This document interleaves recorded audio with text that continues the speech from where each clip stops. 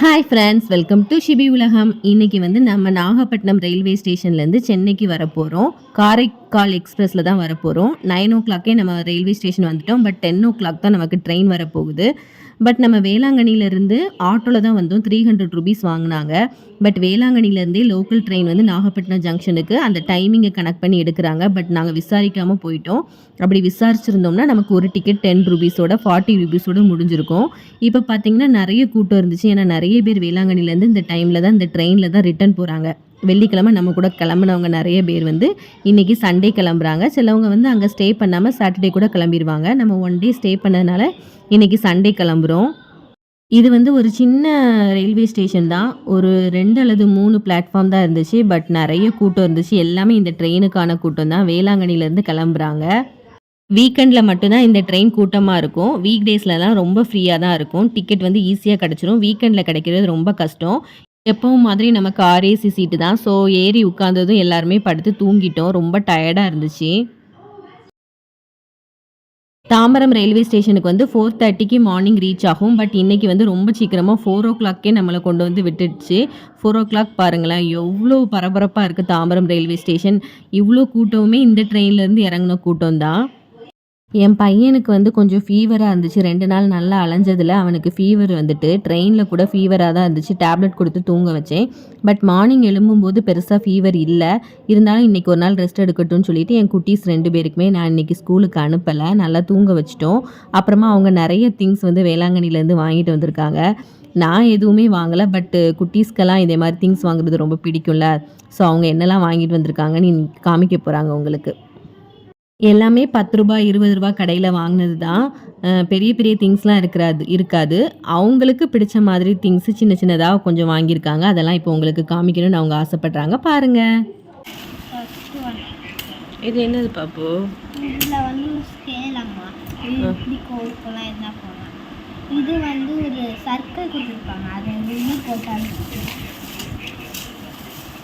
அதை காமிச்சல் சொல்கிறேன். இதான் அந்த ஒரு ஸ்கேல். ஓகே, இதெல்லாம் ஈஸியாக உடஞ்சிருவனாலும் வாங்கணும். நெக்ஸ்ட்டு ஸ்க்ராட்ச் இப்போ பண்ணியிருக்காங்க. இந்த பிளாக்காக இருக்கும்.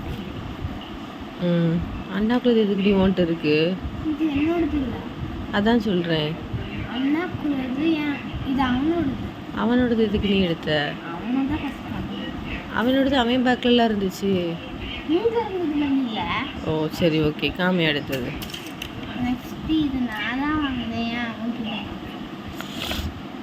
சரி, அவனா பத்திரமா வச்சிருப்பான், அதனால இருக்கட்டும், ஒன்றும் பிரச்சனை இல்லை. ஆமாம், உண்மை தானே. அவன்கிட்ட இருந்து ஈஸியாக தேடினா எடுத்துடலாம். உங்ககிட்ட இருந்து எடுக்க முடியுதா?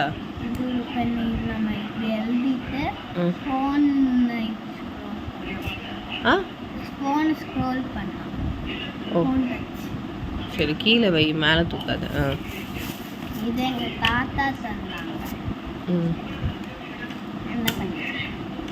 சரி, நெக்ஸ்ட் இது வாங்கினா இது கிராண்டர்.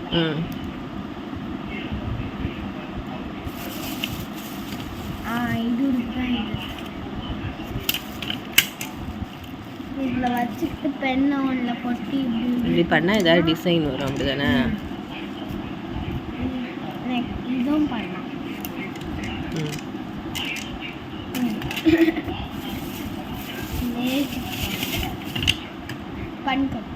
வேண்டாம், லேசர் பாயிண்டர். ஓகே.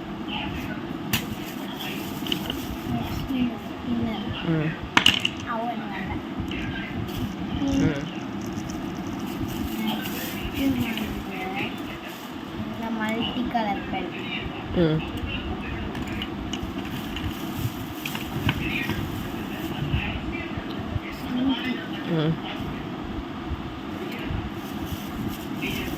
பவுன்சி பால்.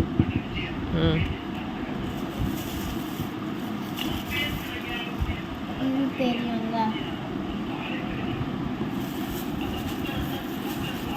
நீயும் சிச்சுவேஷன்லாம் எழுதுன பாப்பு.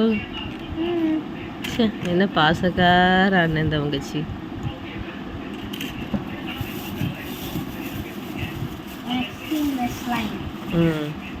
அவ்வளோதானா? சரி வை வை. வீட்டுக்கு போகாமல் கிடக்கு, ஸ்கூல் போகாமல் வீட்டில் இருக்க.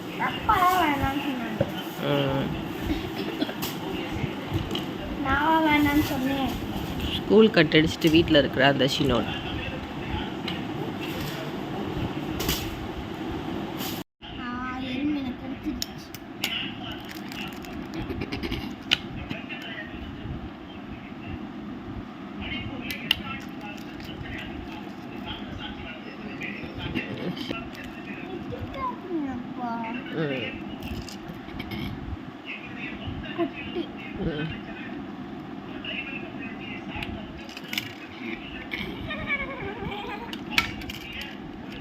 இது வீட்டு கீ செயினுக்கு போடுறதா?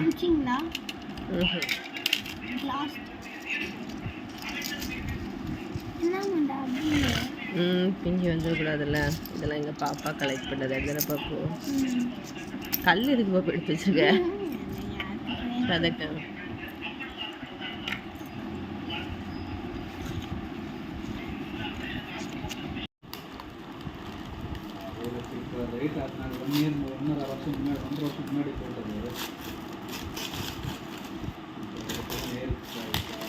மெதுவா மெதுவா மெதுவா.